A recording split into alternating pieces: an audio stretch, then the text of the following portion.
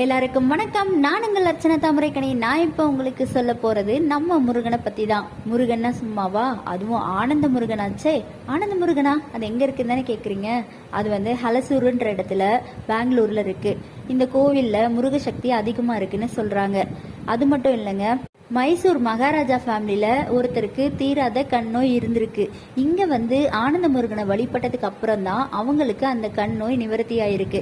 அதனால இந்த முருகன் கோயிலை ரொம்ப ஃபேமஸா ஃபுல்லா கன்ஸ்ட்ரக்ட் பண்ணியிருக்கிறாங்க. இந்த முருகன் கோவில் திருத்தணி முருகன் கோயிலோட கொஞ்சம் மாடிஃபிகேஷன் மாதிரி தான் இருக்கும். அப்படிதான் இந்த கோயிலை கன்ஸ்ட்ரக்ட் பண்ணியிருக்கிறாங்க. இந்த கோவிலுக்கு வெளியில மலேசியா முருகனோட பட்டுகேவோட டெம்பிள்ல வெளியில வச்சிருப்பாங்கல்ல, அதே மாதிரி ஒரு முருகர் சிலை இங்கேயும் வச்சிருக்கிறாங்க, சின்ன சைஸ்ல. இந்த கோவில் 800 வருஷ பழமையான கோவில்னு சொல்லப்படுது.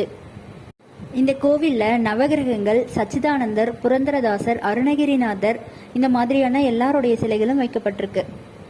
ஆனந்த முருகனுக்கு அரோகரா. இந்த தகவல் உங்களுக்கு பிடிச்சிருந்தா நம்ம ஏடிஎஸ் ஹாப்பி வேர்ல்டு சேனலை சப்ஸ்கிரைப் செய்து கொள்ளுங்க.